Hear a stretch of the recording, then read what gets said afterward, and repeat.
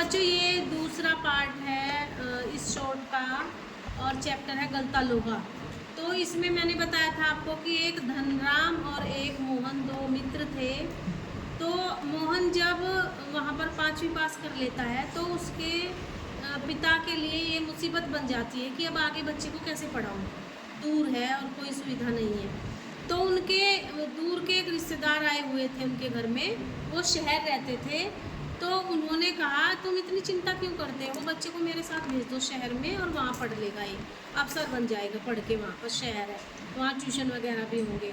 तो मोहन को उसके पापा उन रिश्तेदार के साथ भेज देते हैं। लेकिन वहाँ जो उसके साथ दुखदायक घटना घटती है कि गांव से आया हुआ बच्चा है, वो शहर के लोग अपने आप में बहुत अपने को वो समझते थे स्मार्ट, और उस बच्चे को जब वो पढ़ने बैठता था तभी काम बता देते थे।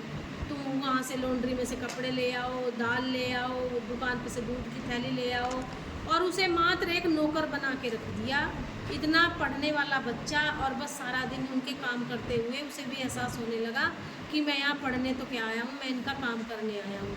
पिताजी कभी कभी पूछते चिट्ठी से, तो मोहन सोचता मेरे पिताजी को बहुत दुख होगा अगर मैंने बताया, तो वो उनसे बताता भी नहीं था, छुपा लेता था कि हाँ मेरी पढ़ाई अच्छी चल रही है।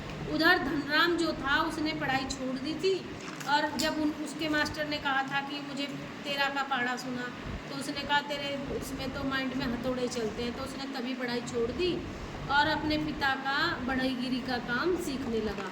अब वो लोहे का काम करता था, लोहे को गलाकर उसके वो बनाता था फावड़े, दराती, गांव में खेतीबाड़ी के काम आते थे जो, वो उसमें पूरा एक्सपर्ट हो गया अपने काम में।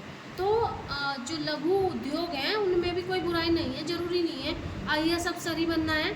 अगर आप अपने हस्तशिल्प में पारंगत हैं तो आप अच्छी कमाई कर सकते हैं।